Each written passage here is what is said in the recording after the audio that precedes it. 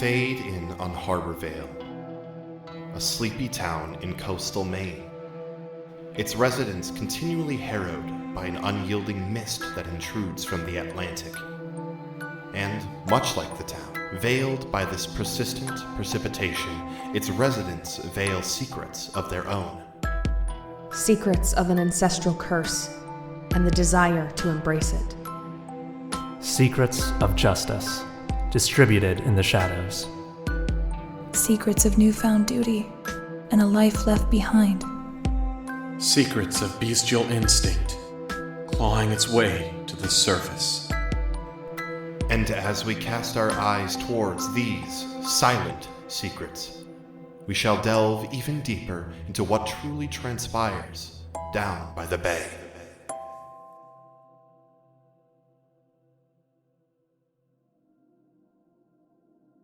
Hello, and welcome to These Silent Secrets. My name is Zach, and I'll be your MC.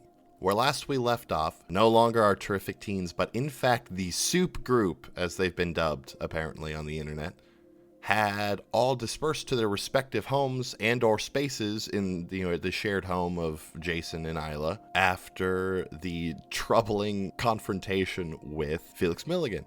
Isla and Jason both received a troubling dream, and night continued. Before we dive into the episode, as per usual, a couple of thanks to make. First and foremost, to Chase Greenlee and Ghostlight Media for putting our show on, making sure it goes out every other week for all of you.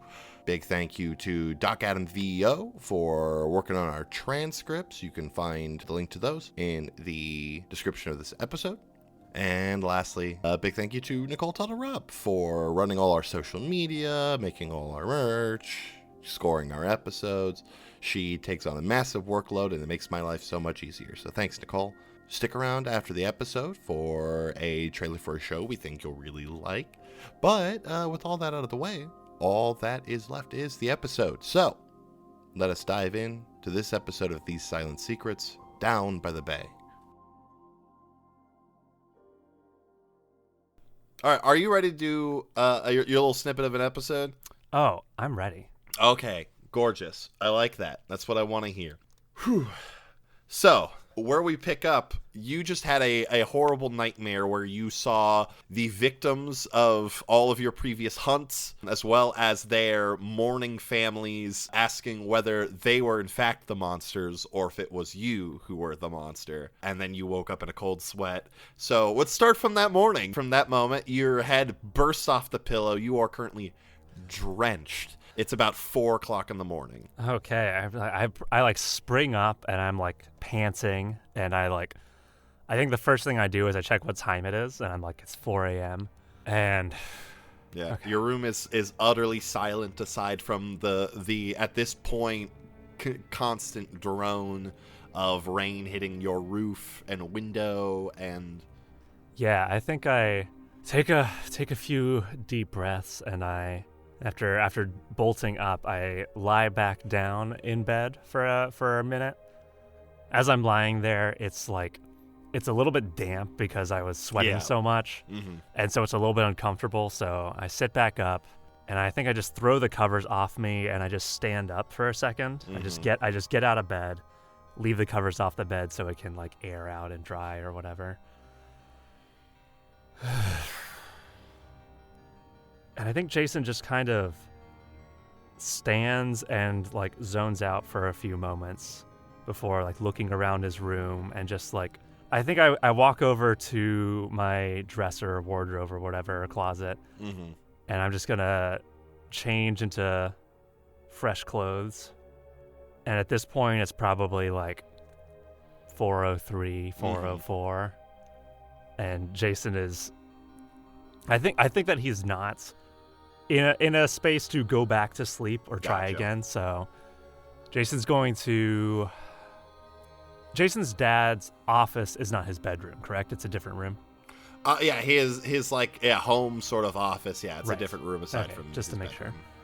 Sure. Before doing any of that, I just want to confirm that. But I think Jason is just going to, like, being as quiet as he can, he's going to open his door just like do the very, very slow handle turn, very slow, like, opening, step out, turn the handle again, close the door, and then release the handle so it doesn't, like, We've all done it many a bolt, time.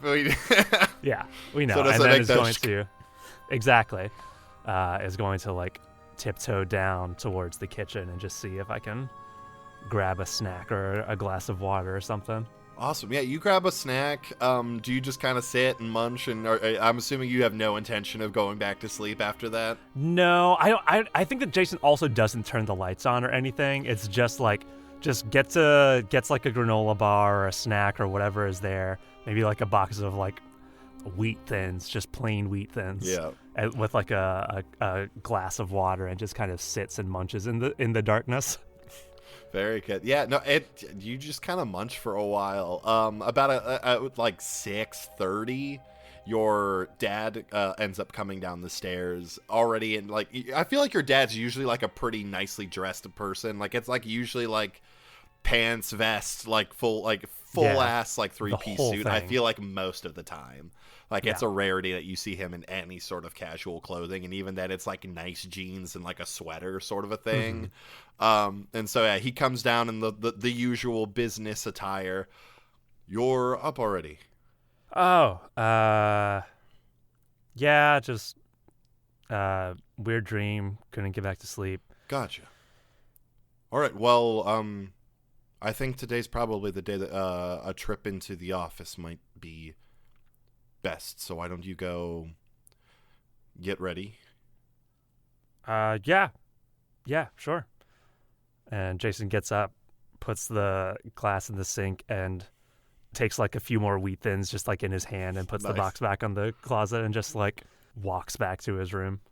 So yeah, what does Jason do to prepare? Like, is it just like, getting ready for school, or do you like bring anything extra with you?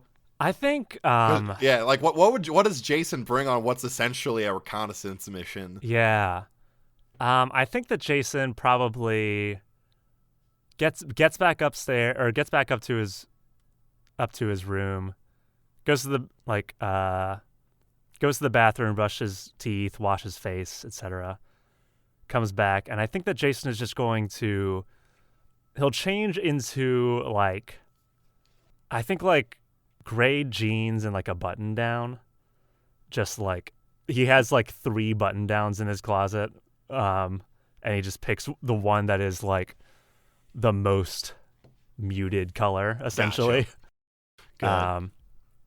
And I think that he gets his, he gets a backpack, and like he empties everything out of it, and then just sits there looking at the empty backpack, and just kind of like looks around his room for a second. And it's just kind of like, okay. And he grabs a notepad and just throws it in there. Grabs a pen and like sticks it in the front pocket, and then just stands there looking at it like with his hands on his hips for a second, and is like, and he grabs a water bottle and sticks it in the side. And I think that that's all that he packs. I like is it. A notepad, a pen, and a water bottle in a backpack. Hey, it's unassuming. It's all you need. I like that. I think that he takes a second. He grabs like the rope that once held his pendulum on the end of it, and then like grabs it and doesn't notice until like it doesn't hit any weight at the end of like the slack being like pulled out, before he's like, that's right, great. But I'll pocket just the rope anyway. Awesome. So yeah, you head downstairs and meet your dad, and you guys hop out the front door and get into his car and head off. And it doesn't take you too long, honestly. You drive towards like that sort of downtown area where like the convenience store that you had gone to your first night, all the shit kicked off, and where the shops and stuff are. And he parks in front of like an unassuming, like it looks like a closed down business. Like there's like, like the brown parchment paper over the windows, and you hop out, and he gets, the keys in his hand. He picks one and he unlocks the door and sort of gives you the go on in arm. I just kind of like nod and head on in, and if this isn't knowledge that I already have, Jason like takes a second to try to clock which key on the key ring is the one for this door. Totally. We could say you totally you kind of clocked it. It's got like like one of like the little rubber sort of like colored like identifier. The identifiers that's on it. Yeah. And yeah, you head in, and yeah, it just looks like a rundown, sort of shoddy old shop that no one's done anything in. And your dad leads you to like the back of it, like where like an office would be, and there's like a wall of like filing cabinets. Like the classic like dingy gray sort of thing that he walks up to the wall and goes, "Oh God, I always forget this." And he, like when you grab a handle and there's the weird little like slidey lever button that you have to kind of pull to open the filing cabinet. You have to like scoot it to the side a little bit while you're, And he like, it's like, sort of like his eyes kind of looking up, like that face you make like when you're trying to remember something. And he goes and sort of hits a few of those scattered across the wall and nothing happens. Like, damn it. And he tries it a second time, and you hear the sound of like gears and mechanisms sort of clinking and clunking together, and you watch as a section of these sort of slide out and then to the sides, and it's like the archway of it, or like the doorway that is made, it slightly illuminates, and he leads you through. I follow.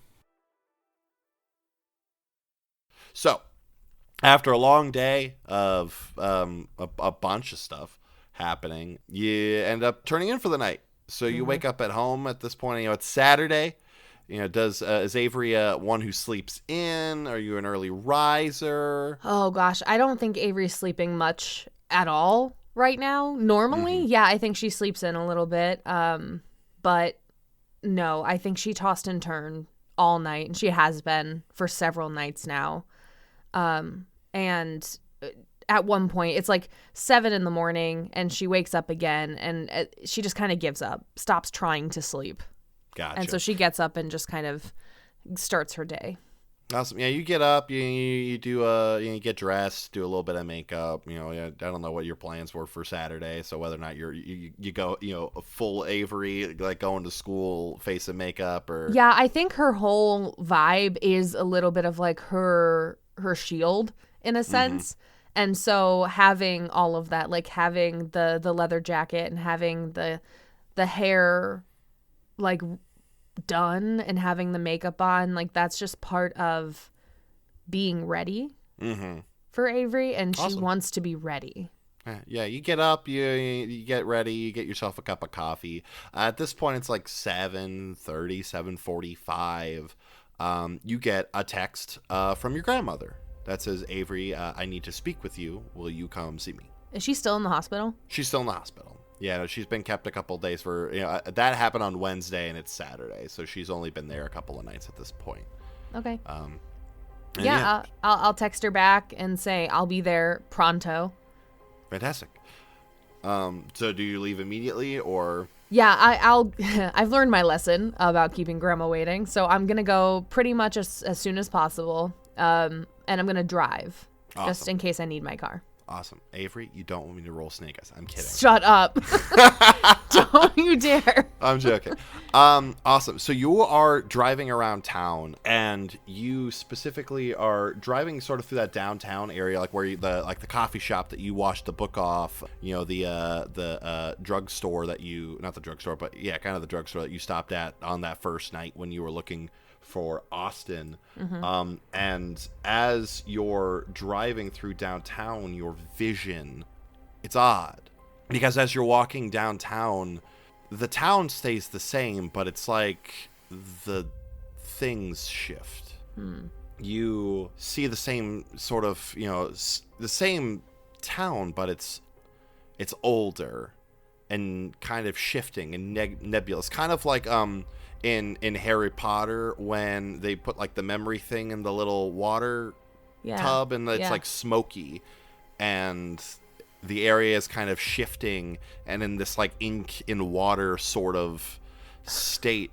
And as you're going, you see almost just like in the street walking past your car, you see people that you've seen around town your whole life, the random folks, and every time someone passes you, they sneer at you. She's a Sullivan. Monsters. Life ruiners. They'll destroy all of us. They pass you group by group, every single one of them looking at you with hate in their eyes. You see people from school. You see Harper and Kai. You see Leo. You see Tucker and LC. You see your friends, all of them looking at you disgusted by what you are. Just a leech that is there to destroy their home, their community. You showed something your darkest nightmare, and you feel like your own gifts are being used against you. And as you come back to reality, you manage to slam on the brake fast enough to stop from hitting Tucker in the middle of the street, who just looks at you like that moment of saw that you stopped and is just like, oh, holy shit. I'll roll the window down. Oh my God. Sorry, Tucker. I'm so sorry. Are you all right? No, I'm totally fine. I didn't see you there for a second. Oh my God. Holy fucking hell. Oh. Are you okay? Yeah, my heart is pounding out of my chest at the moment, but I'm really sorry. I'm are normally you very good? You careful. not No, I'm watching I'm where good. you're going. Oh. I'm good. I'm sorry. I saw you, but it was just a little late. Sorry. Okay. Whew. All right, you look freaked. You sure you're okay? I am asking you that. Yeah, I'm good. Yeah, blood is pumping so hard right now. But other than that, like, you didn't hit me. I'm fine. Okay, good. I'm glad. I apologize for causing you any stress. Yeah, no, you're fine. You're fine. Okay. All right, well, if you need to talk about anything and stuff, just let me know. Holy fuck. Again, you're using my line. We've been through this already. Don't worry about me, Tucker, okay? All right. I'm glad you're okay. I'm sorry to have scared you. Oh, it's okay. Thanks. All right. I gotta get out of the street. Yeah. You have a good day. You too, Tucker. Sorry. No worries. Okay. You sort of, you hear like horns honking behind you as Tucker sort of, gets out from in front of you and gets back on the sidewalk. I'll pull over, not for, I'll drive up to, the next parking lot or something. Mm-hmm. And I pull into the parking lot and decide it's probably best to fly the rest of the way there. Yeah. Awesome. Yeah, as you sort of pull in and, you start to settle, you feel the familiar trickle down your lip. And you brush the blood off with your hand. Gross. And you take off. Actually, before I do that, can I gaze into the abyss to see how whatever just did, I have a pretty good guess, but to see whatever just did this to me, how they got a hold of my power? Sure. Okay. Let's do it then. Roll Dak. I'm gonna. That is an 8. That is a partial success. Partial success. Okay. So yeah, you sort of, as you get out and you take your jacket off as you're about to prepare to head towards the hospital, you're sort of, sending your vision pretty much ahead of you. Mm-hmm. And as it heads up and sort of hits this weird cloud scape, you're seeing flashes of your great-great-grandmother, Dorothea, and sort of flashes of what happened all those years ago. And nothing is very clear to you, but what you can infer is that this thing faced a raven last time, and the next time it was going to face a raven, it was going to be prepared, and it learned. Cool. That's not terrifying or bad for any of us. No. Yep. Are you ready? Yes. Let's do this. So, Kanan, you, after your, I don't know if successful is the right word for it, your, let's Not call dying it, time. your confrontation Yeah. with Felix, you lurked around the house, You found the weird stone kind of circular. We used a word for it. Yeah, the disc thing. That when you took it off of the altar, you saw Felix's body sort of revert back to a sort of more human form. And you decided, I believe, to take that with you to later give to Jason's dad. Correct. Awesome. So you return home at this point. I think by the time you get back, it's maybe like 10:30, 11 o'clock-ish. Roll to run away to see whether or not you make it past your parents successfully. Okay. It's still night. It being night does help me. I believe Awesome. that increases my volatile. Well, that would make sense. So No, it increases my dark. increases your dark. Increases my dark, so... I mean, you got a nice All right. volatile though, I believe. I have a decent volatile already. All right. Well, let's get that roll. Ooh, that's a big success. 13, yeah. Fantastic. All right, so yeah, you like it's you've still got a little bit of that, wolven limberness left in you, and you sort of fucking Jacob, and was it Breaking Dawn when he kind of like kicks off the tree in Bella's backyard and like climbs his window and shit. Stop and it's this. really obnoxious. Stop this. But either way, you definitely sort of make it up through your window so that your parents don't see you. Dope. And you sort of sneak across the hall to the shower, I'm assuming. You clean off the large amount of blood that is still staining you, and make it to sleep. You are awoken before the sun by, someone pushing your shoulder, and your aunt is sort of crouching by your bed. Hey, Okay. kid. Yeah? What's up? What'd you get up to last night? Um, That's what I thought. Get dressed. okay. And I'll get out of bed and get dressed. Awesome. Yeah, it's sort of, at this point, it's maybe 4:30, 5 in the morning. It's early as hell. And you come downstairs to see your aunt waiting by the door for you. Good. All right, let's get going. We don't want to wake your parents up. Where are we going? We've got some work to do. Okay. I throw on a jacket and my shoes and kind of follow her out the door. Awesome. So yeah, you follow your aunt out the door, and she kind of wordlessly just sort of leads you down the block a ways, and into a tree line, out into sort of, woods, kind of deep out there. Okay. And after you kind of make it out a ways, she sort of says, as she's still walking in front of you, you were, stinking to high hell last night. Do you think my parents smelled? I tried to wash it off as soon as I got... Look, your parents and I, we've lived very different lives. I'm going to smell blood anytime it's close to me. Your parents are a little... Look, they become so domestic, The senses, they dwindle. Yeah, I mean, they hunt still, but... Yeah. Differently. I've had to, fight and do a lot more to kind of stay alive for a while now. Yeah, I'm thinking it's starting to seem like I'm in tune more with my aunt than my mom. I don't know if that's a good thing or what, but... That's... And she finally sort of stops in a big clearing. It's kind of almost like a bowl shape that you're kind of in. There's leaves that have fallen all over the ground. Where you're at, the trees are thick enough that the rainfall is barely breaking through to where you're at. And she just kind of turns and faces you, and she takes her jacket off and sets it down on the ground, and takes a hoodie and stuff down to where she's just kind of in a big sort of sports bra sort of look. Mm-hmm. Your aunt is huge, not quite fucking Luisa from Encanto huge, but she built. is fucking stacked. Okay. What are we doing? You asked me a couple of nights how to control this thing, right? Yeah? Well, we're gonna get that under control for you, because you can't keep coming home covered in blood, bud.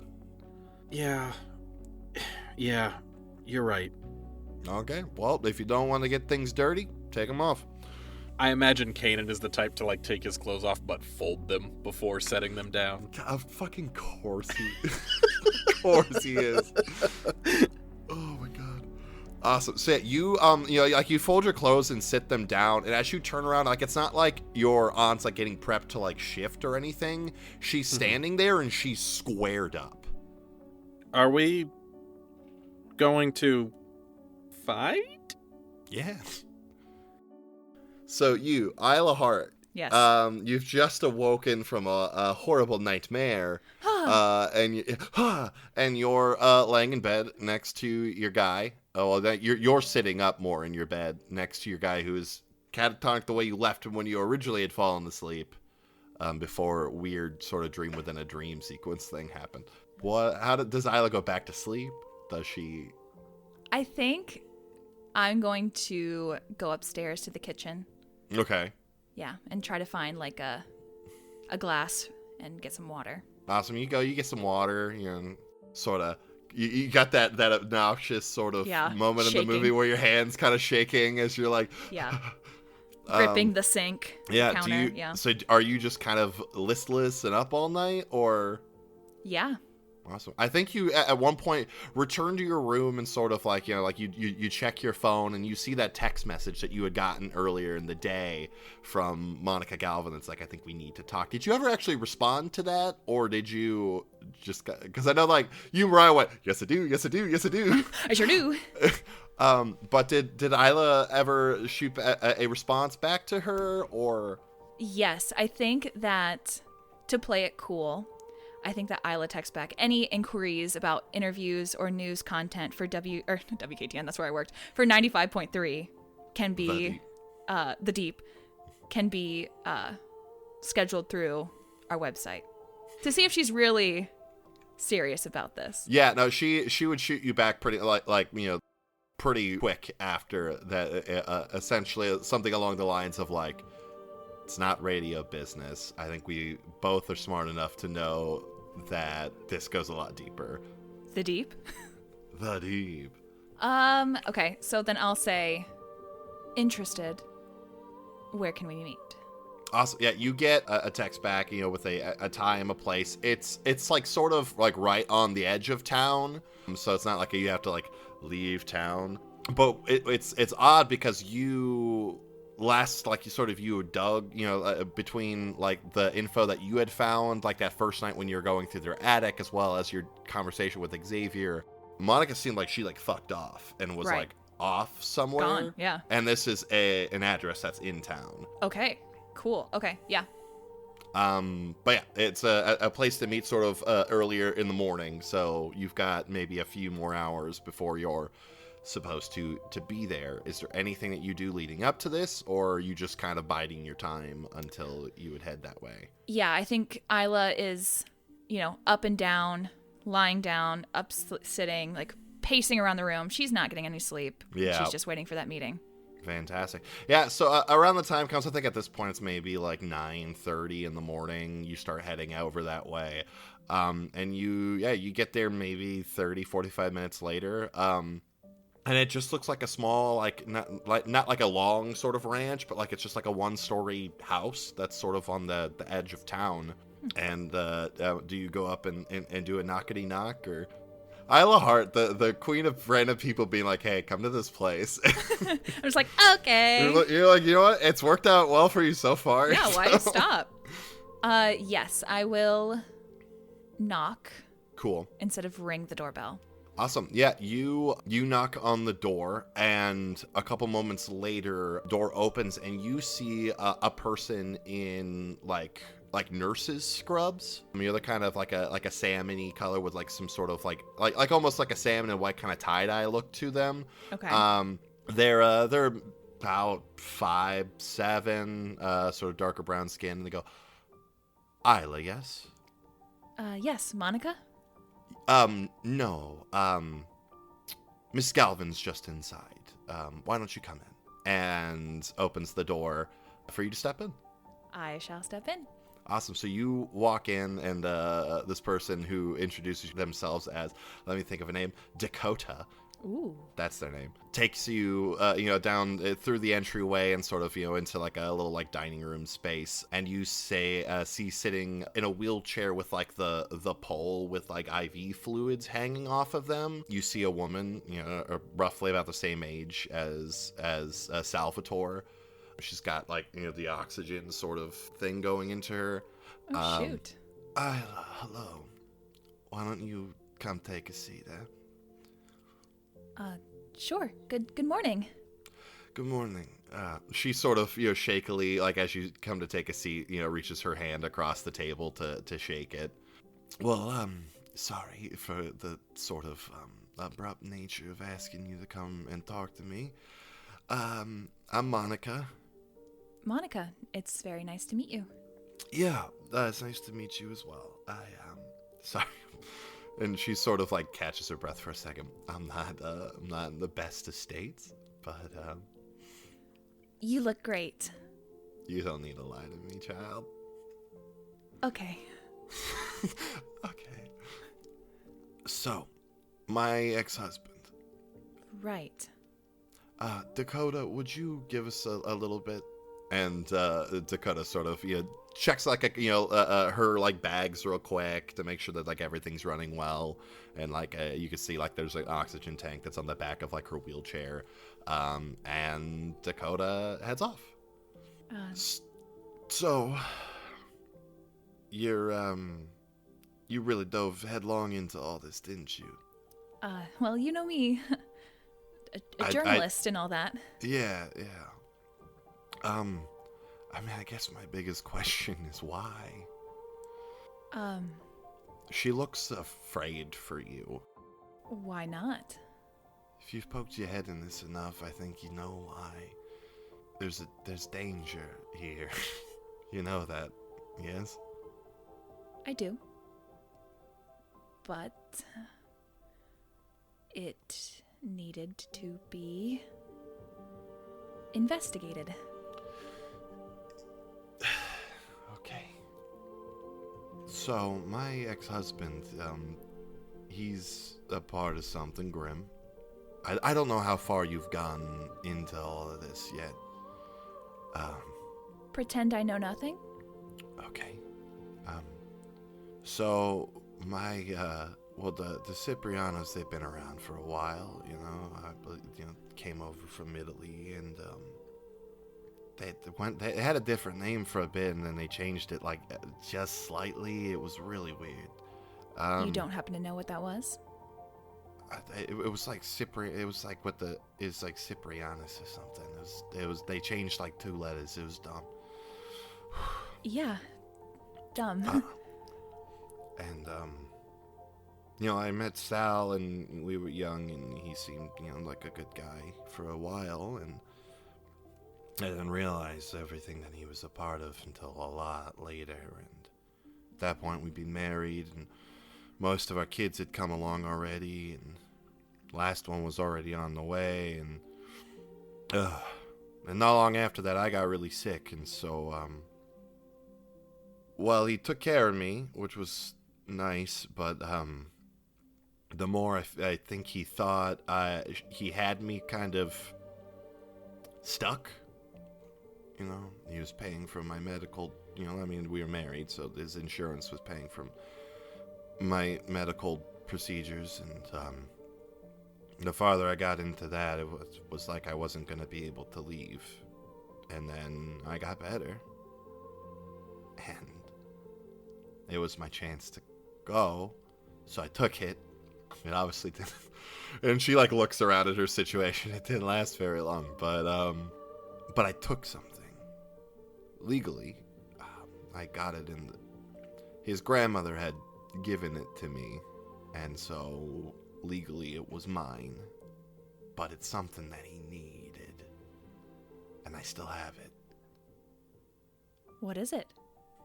It's a necklace. It's old, about as old as the town is, maybe even older, but whatever he's involved with, they need this thing, and I did a really good job when I left of making it seem like I would kind of vanished into the wind, even though only made it about 1.5 miles. But I think you can stop them. I don't know how, but I think you could do it. And I want you to have it. If I am familiar with how to, I will close the door. Yeah. Close the opening. As you start walking in, you already hear the sort of mechanism start Okay. kicking up that they're going to be closing behind you. And you walk through, and it's strange because you were just in a shoddy thing, and when you walk in, it's like you're in like a high rise.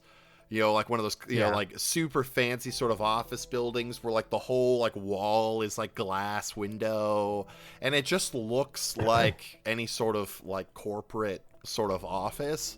Everyone is dressed immaculately, just like your dad usually is, walking about, and your dad looks at you and says, "Welcome to the office." Oh, it's always bigger than I expect it to be. Yeah, it's a lot. I have a quick GM question. Yeah. Is it just the vibes of like a corporate office, or does it literally have like glass walls with like a view? It literally looks like if you were like in a corporate office. Like there's the glass windows looking out, like you see like some woods and some other buildings and stuff in the distance. Like it looks like any other office building would, but it's the weird headquarters for whatever organization you are an employee of. All right. So yeah, he sort of leads you through some halls, and he does like the simple sort of tour kind of stuff, like points you out where like a bathroom is, but like before like he goes any further, he does stop you. Go, now I know that one, it can be both overwhelming and very underwhelming.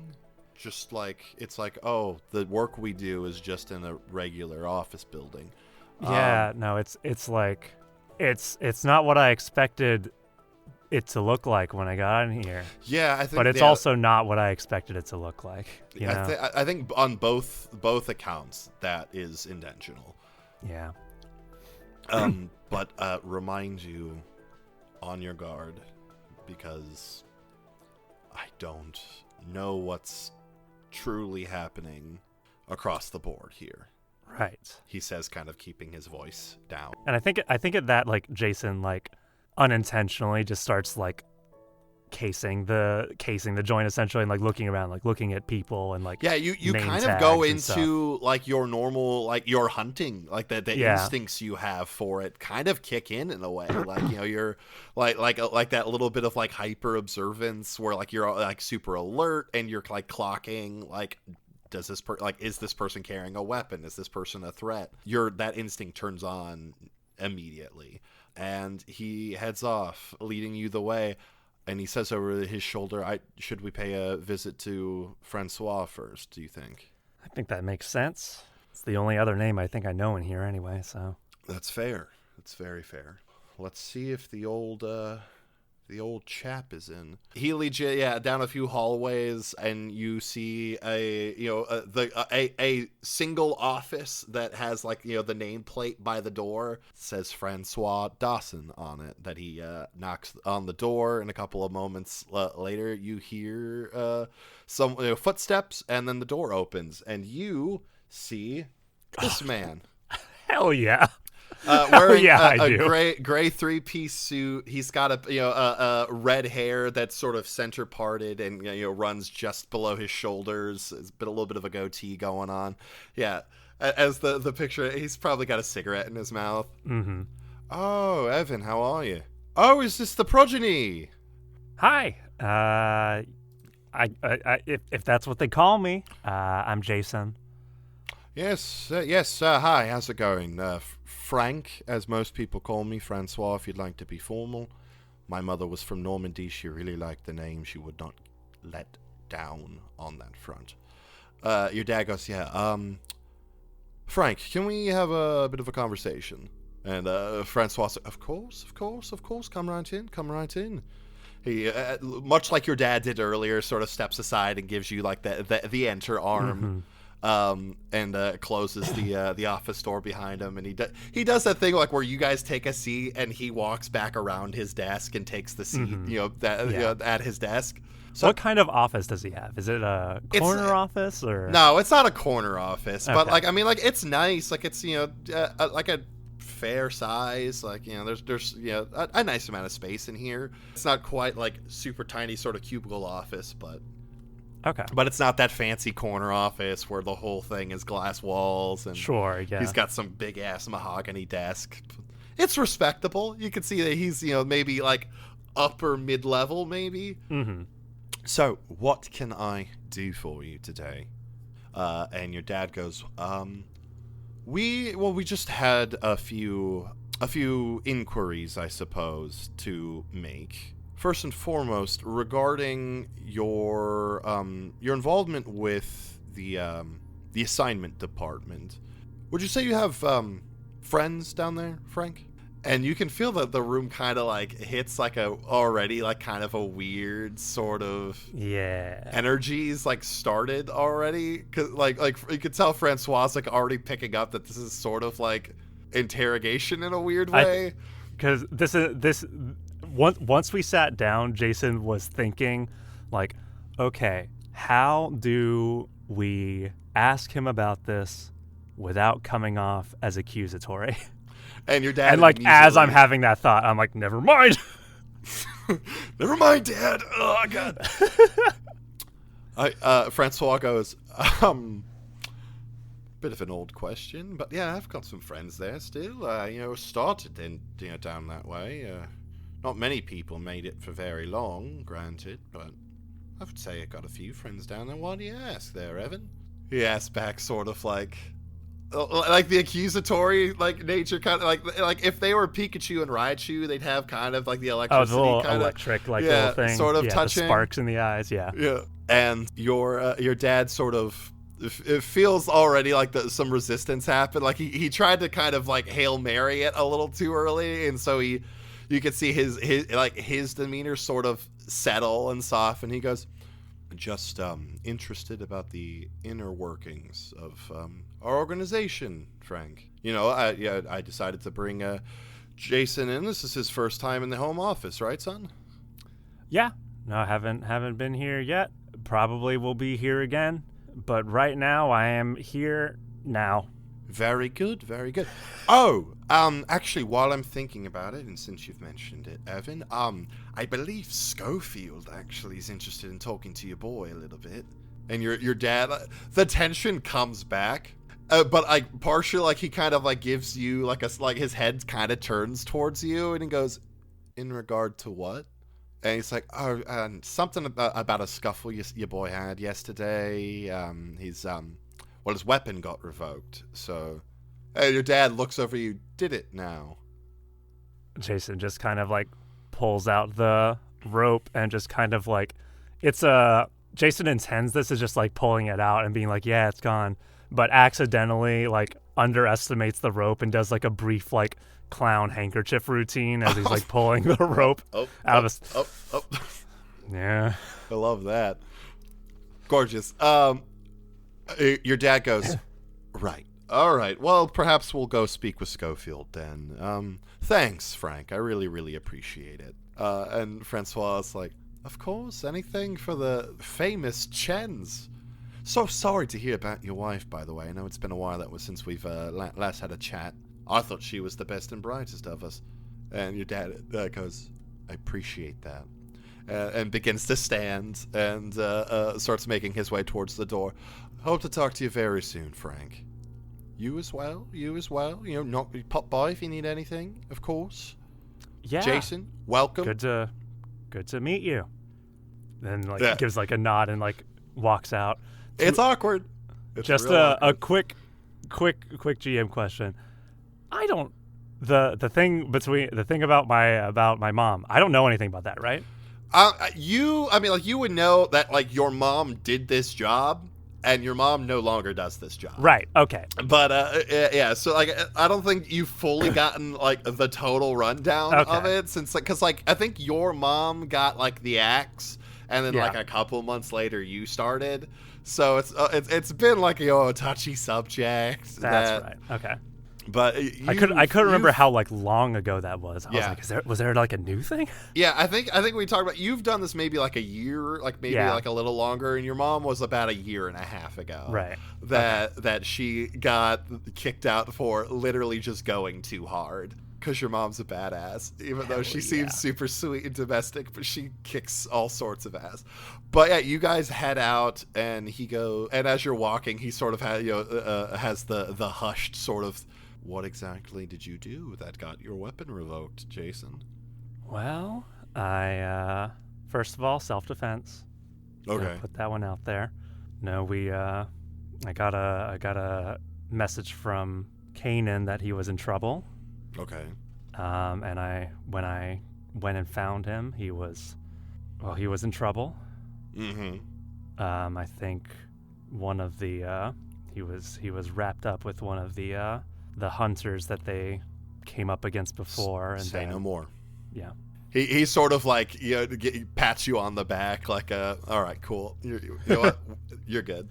Cool. And yeah, you walk down a few more hallways to like where the fancy ass quarter offices are. Ooh, let's go. And there's a knock. Your dad knocks on a door. Outside the door, you see Director Schofield on like the nameplate, and knocks on the door. You hear, "Come in," and you walk in, and you see sitting behind a very nice desk this individual. Hell yeah, we do. You see a very lovely woman, sort of like reddish pink hair that goes down past the shoulders, like orangish red eyes, and she's as we like to say when we see new NPCs in this game, oh no, she's hot. And she says, "Oh, Mr. Chen, how are you today?" Your dad says, "Good, Director. It's just showing my son around the office for the first time, and we received word that you were hoping to speak to him today." She says, "Yes, please come, take a seat." And this time she does the like intimidating thing where like you guys sit down, and she sort of like does like the principal or like the teacher thing where like she comes around the desk and sort of leans against it. Oh no. And as you take a seat, she holds in her hand the crystalline, pointed, sort of dart end of your weapon and sort of sets it down on the table next to her. "Let's have a conversation about what happened yesterday, shall we?" Cool. Anywho, you're flying. Yeah. I'll get to the hospital. Awesome. So yeah, you take off into the hospital, go through the familiar lobby, and you head up. Mm-hmm. And you get to your grandma's floor, and you start heading down the hallway. You get to the door, and you open, like, the curtains are down, and the room is pretty dark. And pretty much immediately after stepping into the room, you hear, "Hi, Avery. Why don't you close the door?" No, I don't think I will. I recognize this voice as Alexandria, right? That you do. Okay. You Alexandria, I don't think I'm going to. You look into the room, and although it's dark, you catch the glint off of something like metallic and thin, as it is pointed close to your grandmother. "I think you're gonna want to close the door, Avery." Actually, Alexandria, I'm not going to negotiate with you until you put that knife down. I'll close this door when I decide to. Avery, you said something to me a while back that I really took to heart. You told me that I haven't been trying hard enough. And she sort of shakily stands, and you hear your grandmother groan as what you can guess is probably a scalpel sort of just barely pokes into her neck. "You see, this isn't negotiating. I'm telling you, close the damn door. I'll close it, but as I do, I go, Alexandria, you are outnumbered, and you are injured, and I have friends who have hurt you in the past and can hurt you again, so I want to urge you to be very smart about your next step. I'll roll to shut down with that, Go for it. just to see if I can get a little bit of an emotional upper hand here. Ooh. Wait, do I have a string? Shit. No, I don't. I don't think you do. I don't. That is a fail. Avery. I think you think you have me worried. I called you here. I've got one of the ravens at the end of my knife right now, and another standing right in front of me, and as long as I can get at least one of you, I am set up forever. You know she's retired, right? Like, she just, doesn't do it anymore. It's kind of like riding a bike. If you don't do it for several years, yeah, you might understand how to do it, but it doesn't really come back easily. She doesn't do it. That's not how the adage goes. Oh, I'm sorry. I forgot that you were a genius, Milligan. Anyway, you should just deal with me because, dealing with a little old lady doesn't really, I don't know. It's not very impressive, Milligan, I'm not trying to impress you, Avery. No, not me, honey. Your boss, that creature. You're trying to impress him so badly that you're willing to do stupid things right now. I don't care what it has to say. We both serve the same glorious one. I don't need to impress it. I just need to impress him. Right. You're boiled God, right? That's this whole thing. That's what this is all about, isn't it? Exactly. Oh, right. Well, you see here, I'm pretty sure that your boiled God is, well, how should I put this? Going to lose. And Milligan, I don't want you to be on the wrong side of this. Kanan let you live. I might not. Okay. So, it's clear that you're flailing and that you're stressed, and I understand that. So, I'm going to make this very clear for you. Either you can die here, and I'll let your grandmother live, or you can watch her die, and then I'll come after you. And you can try and go for me, and we'll see how that works out for you. Come at me, Milligan, right now. You and I. I'd like to see you try. Submit, or your grandmother dies. That is how this is going to work. Oh, Milligan. You're are not such... in charge. Oh, but I am. And do you want to know why? Why? Because I know what you're afraid of. And I'm you? going to use quoth right Okay. now. And it better fucking work or I'm going to riot. Fuck. Hold on. Let me see if there's something I can do. What conditions does Milligan currently have? I don't think Milligan has any conditions at the moment. None? You didn't give her a condition. No, yet. not just mine, just from anyone. No one's given her any conditions. Oh, okay. I mean, aside from being the random things people probably say to pick on her, probably classic nerd loser, that kind of stuff. But All right, let me see here. Bible thumper would probably one. Shoot, and I don't think that would work there. Dang it, Roll20's being a bitch right now. All right, nope, that's a fail. That's a fail. Yeah. Yeah, so I'm gonna switch dice after this. So you say, I know what you're afraid of, and nothing happens. Oh, are we a little gun shy today? No, it worked. You just can't feel it.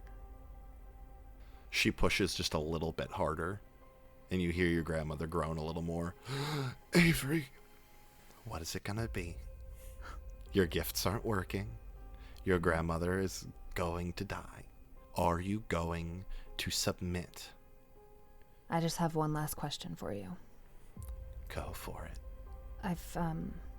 I've heard from Kanan that you enjoy musicals. Have you ever seen Into the Woods? Sure. You know the part where the evil stepsisters get their eyes plucked out by birds? And Yes, I do. I go Raven.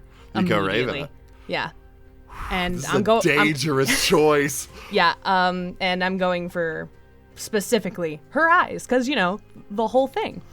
Oh, I am horrified. Okay, I switch dice this, because fuck Roll20, so I have different dice, and if they are also mean to me, I'm gonna cry. I'm just warning you, and everyone at Okay. home. All right, you've got this.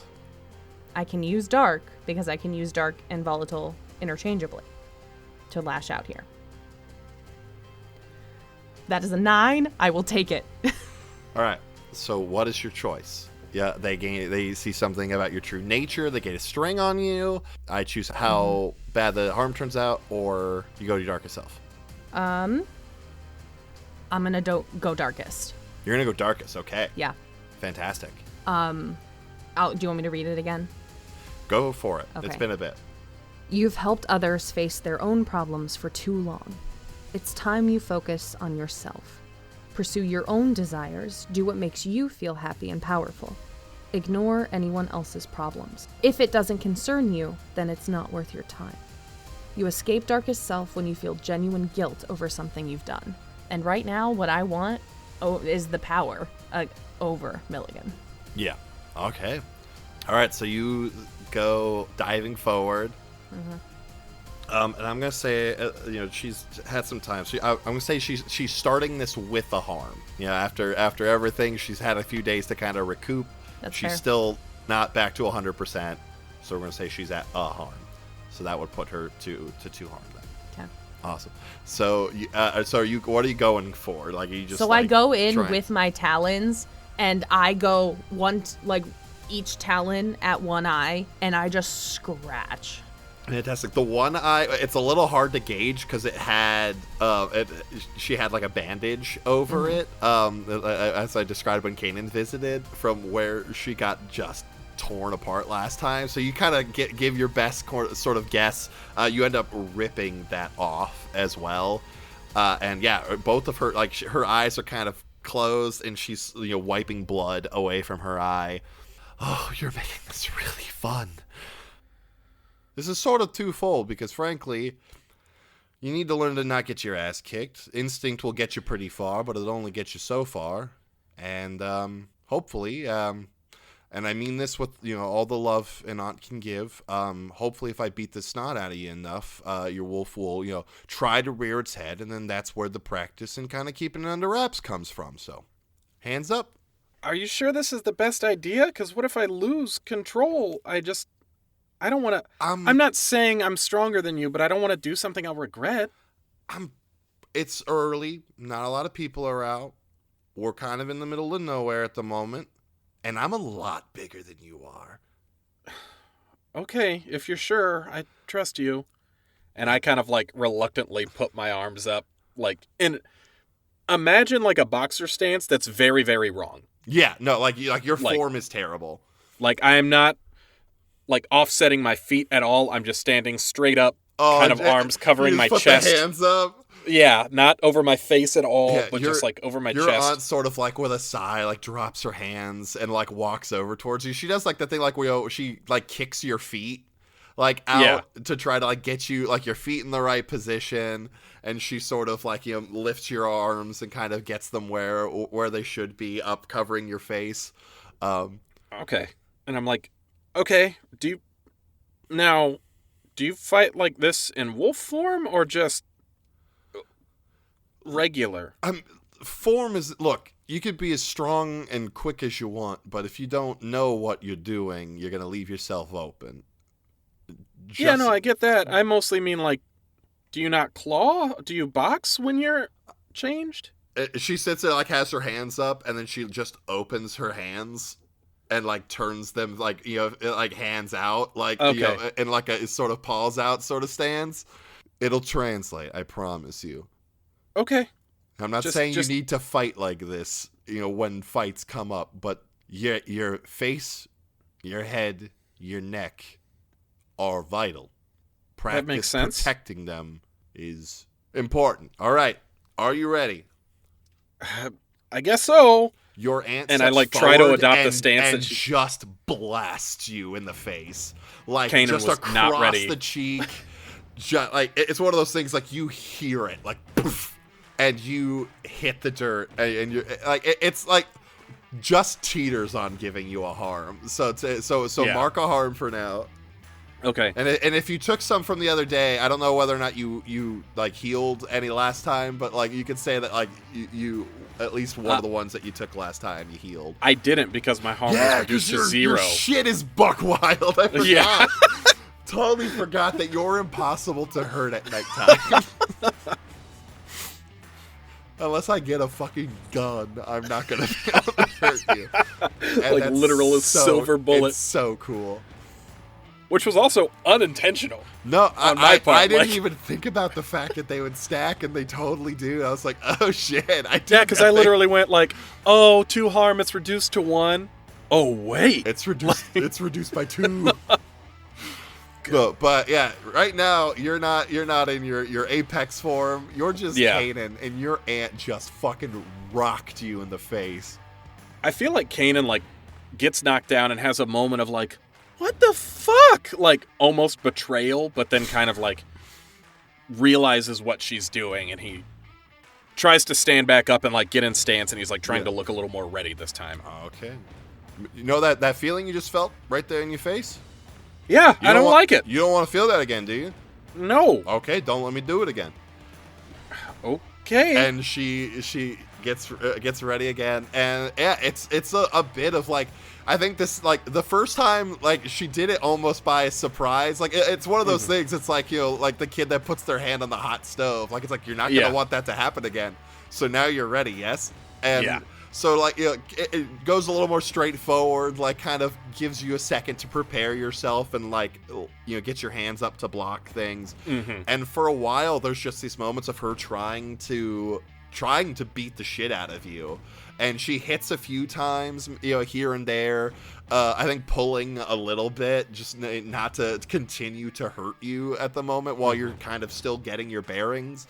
And after a bit, like you don't know how much time has passed. Like it's still dark. Like all you're really hearing is the every once in a while sound of a couple of birds and the sound of rain just pouring on the canopy. And you kind of like you're slowly kind of getting the hang of like how you need to move like your fist and your wrist, like if a punch is coming straight at you, to get that to deflect the hand. And like you're not fully holding your own. Like it's clear that your aunt is still holding back a little bit, but like you're getting the hang of this. I think at one point when Kanan feels like they're getting the hang of it, is going to, if they get a good deflect or a good dodge, is going to try and lash out. Okay, lash out get physically. A counter jab. Yeah. I love it. And it's not nighttime or anything. 8, partial success. So partial success. Okay. So what would you like to go with? Either she learns something about your true nature, gets a string on you, you let me decide how bad the harm turns out, or you go into darkest self. Those are the options. I would say learn something. Because she's like analyzing how I fight. Yeah, very good. Awesome. So your aunt gets a I think that's going to immediately translate as well, because it's like you it's a moment of like you get her like like just below her bottom lip, and she sort of like licks the blood a little bit and kind of runs her thumb over it. Good. And she like drops like to down onto like her front hands and one of her feet, and she spins and her foot collides with like your calves, and you just flat on your back. Flat horizontal, yeah. All right, now we work on the feet. And, okay. And she helps you back up, and this sort of routine keeps going until like you're understanding like footwork a little bit. and just barely like it's starting to light up a little bit in the day, as the sun begins to rise. And as you start to kind of get a little bit of confidence in this, she goes a little harder. Okay. And so a couple of times you get a couple of big shots, one to the like the left side on your ribs, and then the other one gets you like square in your temple on the other side. You've got to try harder, kid. I'm not gonna lie, I feel like the rib shot, especially if it was close to the wound, that's fair, is gonna like your wound from the knife. Yeah, not darkest self, but kind of set Kanan off. Like you get a little pissed, like. Yeah, like. Also, I think it would be a sense of complacency of like knowing she's holding back and expecting that, not expecting a quote unquote real fight. Yeah, like. And then as soon as I catch that rib shot, Kanan's like, awesome. All right, what are you doing? I'm gonna roll to keep my cool first. Okay, very good. Because I do feel like Kanan would have a moment of like, dude, full fail. Fail. All right, what does this look like? She catches me, and Kanan kind of uncharacteristically has a moment of like, oh, sorry, the wound. And then if she comes over to try and comfort me a little bit, I'm just going to try an uppercut. Oh, okay. So you're playing a little dirty. Okay, roll to lash out. Like, Kanan's pissed, and this is like, Kanan doesn't want to fight dirty, but at the same time, Kanan's furious. Let's see. That's volatile as well. Partial success. So yeah, you fucking as she comes towards, like, are you okay? You just boom, get her right under the chin, and she full on like falls back, and it's like one of those crazy like where she like falls back and hits like on her shoulder blades, and her feet sort of almost like come to her head, and she flicks back up, like kips up onto her feet, and an elbow just rocks you in the side of the head, and your vision goes white. And I imagine like just ringing ears. Oh yeah, your ears ring, your vision just pop for a moment, and as your vision sort of settles, then it's night again, and you're out in the woods, but your aunt is gone. Okay. And you hear in the distance,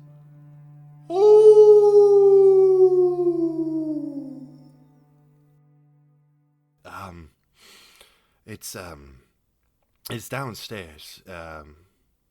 It's a box called Sal shit, and then it's like in like a felt sort of gift box. But I need you to take that.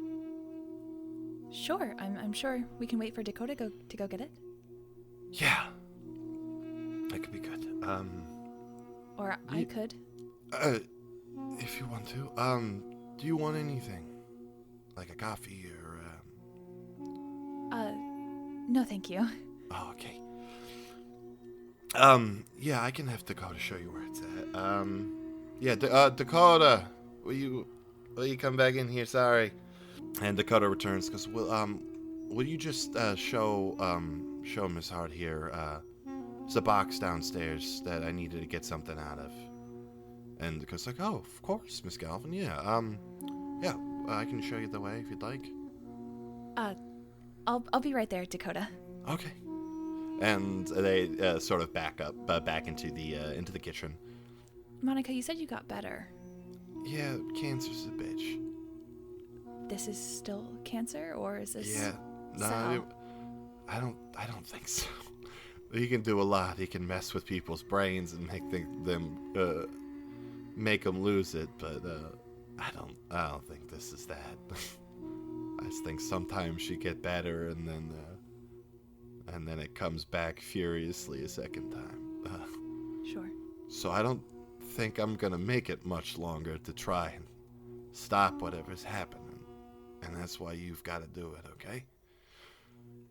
Do you know anything about the organization that Sal's a part of? Very little. I mean, it's a bunch of them. It's about people all over town, really.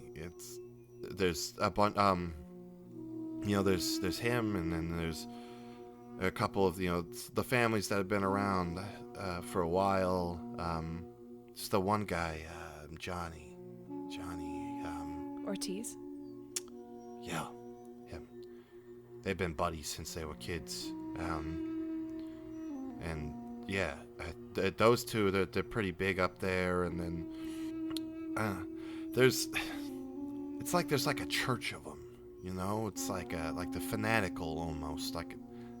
It's a cult, essentially, but not like the kind where they just try to get money from people. It's like they're trying to bring something a lot darker back. It's not the first time they've tried either. These people have been around since the town started. I don't know how many times they've tried to do whatever they're trying to do, but they've... Wow, wonder why we haven't heard about that before. The clandestine organizations do their best to keep things under wraps, and when you've got fundamental players in the way a town runs in on it, things disappear easily. Of course. If the people that build the buildings and dispatch police and search and rescue and emergency medical and run the papers all say nothing happened, then nothing happened, Yes, definitely some powerful people here. Yeah, but they need that necklace. And they need some weird statue thing, I don't know. I think we have that one covered. Oh God, you guys are great. Okay, you're doing a really good job. Holy shit. Okay, so they need both those things. And don't let them have him. I won't. Okay. Monica, does Xavier know you're here? No. Do you want him to know? I don't know. It's hard to tell a kid that you left because his dad's a monster, and I don't. Monica, I think he knows. I think he feels the same way. Well, if he finds out, tell him I needed to go, and I didn't mean to leave them behind, but... You're gonna tell him yourself. We'll see. She flicks one of the bags hanging on her chair. We'll see if I make it that long. I'll make sure of it. Okay. Okay. I'll go with Dakota. All right. Awesome. So you sort of follow after where Dakota left, and you find them just sort of doing a couple of dishes in the sink in the kitchen. Oh, are you ready to head down? Oh yes, thank you Awesome. for waiting. Oh, no worries. And walks you sort of across the kitchen into a little side hallway. Opens the door, flips a light switch, and you see some lights down the classic sort of where it's just the tread, not the back of the stair kind of stair. I know, I fucking hate those things so much. Yeah. When you were a kid, those are the worst Just fucking nightmare. Yeah, Yep. You never knew what hand could jump out of there. Yep. Do you need some help looking, or? Do you happen to know where it is? No, I very rarely had to go down there to look for anything. She doesn't have a lot of stuff. But I can help if you'd like. No, that's okay. Stay up here with Monica. I got it. Oh, okay. All right, well, call if you need anything, okay? Of course. Okay. Thank you. Awesome, and you head down to the basement, and it's classic sort of unfinished basement, cement floor, cinder block wall. It's a little humid down here. With it being so close to the sea, the moisture in the air is kind of seeped through a little bit. You hear the sound of a whir that's you see a little box on the floor that you think is probably a dehumidifier to kind of try and keep the mildew at a minimum. And you start looking around. Are you just going through? This is the first time I've asked you this in a while. Are you just digging through shit, or are you? I think I'll gaze. Cool. All right, roll for it. Roll with Dak. Well, I guess I'm Was digging. Oh no, is that a failure? Yeah, it's a 5. I'll go mark that experience. Yep. So yeah, you start digging around, and it takes you a while. Despite what Dakota said about Monica not having a lot, you can see the not little of a lot she has is pretty much all A lot. down here, and Like, you want, like, upstairs, like, things are pretty sparse. Like, there was, like, very minimal furniture, like, and so, yeah, you start, moving boxes around, and it takes you a while, and you eventually find a box marked Sal shit. I think this is the one.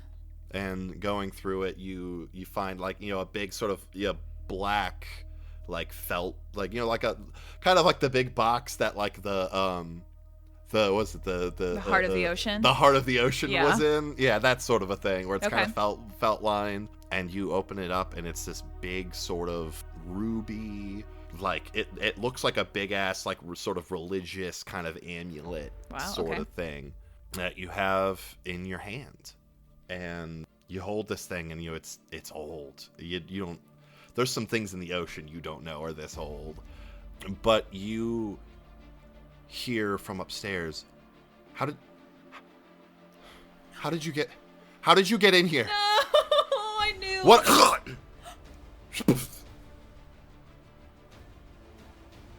No way, dude.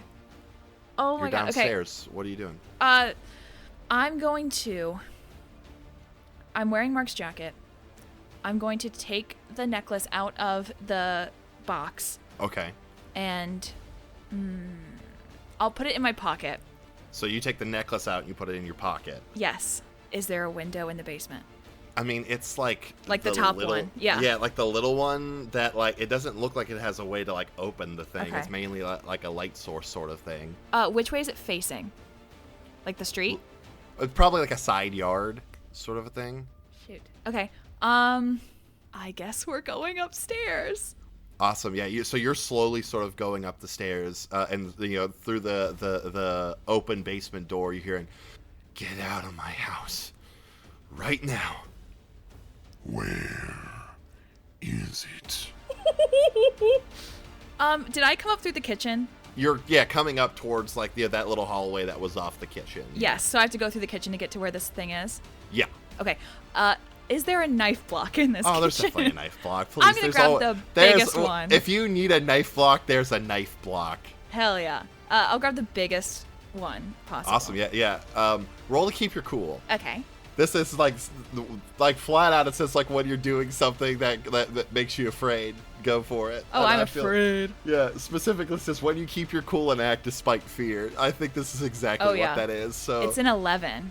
It's an 11. You are fucking frosty. And you know what? I'm going to like we sort of play fast and cool with keep your cool here, but we're gonna actually keep going on here. So on a 10 up, you keep your cool and you gain insight. So ask the MC a question about the situation and take one forward in acting on that information. Gotcha. Is it Monica or is it Dakota? That is talking or That hit the ground. just judging by the voices and stuff, Dakota guess- was the one. Dakota was the one that like originally was like, "How did you get in here?" and then was abruptly like cut off, and then the thud happened. Like it was Okay. Dakota that. I was guess I would have talking. known that then. So the person who was sitting there going, "Get out of my house," Is Monica. Gotcha. That was So- something that you could have intuited enough on your Gotcha, own. So okay. if you want to ask me a more clarifying question, Yeah. I'll give you one more. Okay. Is it the one I saw in the aqueducts? Or Oh, the creature talking. but I guess we killed that other one, didn't we? Shoot. Ask your question, Isla. Okay. Is it the boiled god?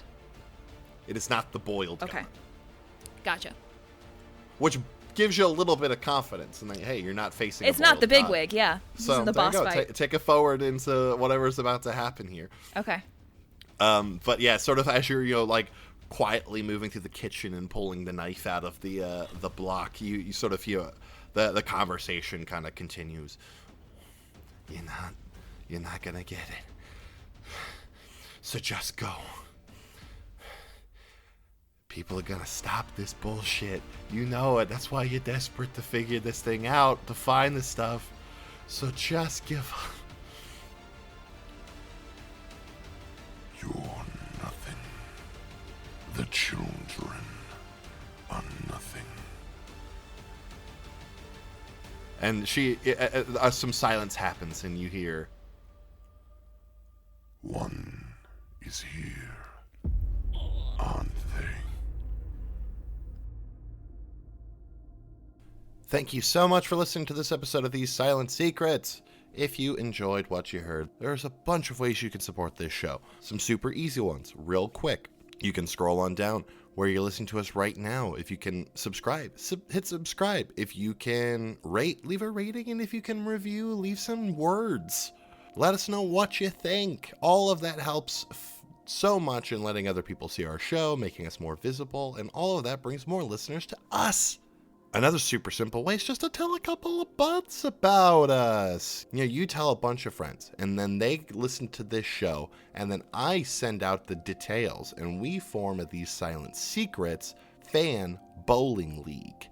And each of us, we're the head. We sit on separate teams, and so it's like one of you can be on like the Avery team or the Jason team, and then we face off in a bowling extravaganza, and who wins, we'll find out. Some more material ways that you can support us. You can check us out on Patreon at patreon.com/ghostlightmedia, where you can donate to our show as well as the rest of the shows on the Ghostlight Media Network and get yourself some fantastic rewards. You can go on Twitter where we have tips turned on. You can throw us a couple of bucks if you can't do like a monthly thing, or you can check out our merch store at tpublic.com/store/ghostlight and buy a couple of merch items. It's very cool stuff. All of it made by Nicole. Well, at least the stuff for our show is all made by Nicole, but there's, it's a shop full of merch for all the shows that Ghostlight Media Network. It's all fantastic. Go check it out. So if you want to check us out on social media, online, you can totally do that. Our website's thesilientsecrets.com. Our TikTok is at @TheSilentSecrets, and our Twitter is @SilentSecretPod. You can check us all out individually. You can find Nicole at Nicole Voice, Marcus at Marcus RVO, Mariah at _Mariah Clawson, Freddie at Freddie _Pow Pow, and myself at that guy Zach Robb. We'll be back in 2 weeks with another episode, but until then, may your secrets stay hidden. And if someone has a scalpel on your grandmother, always go for the eyes.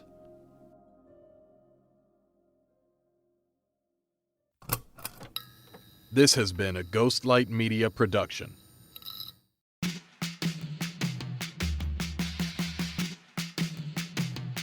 Infinity City is an actual play podcast using masks in a generation.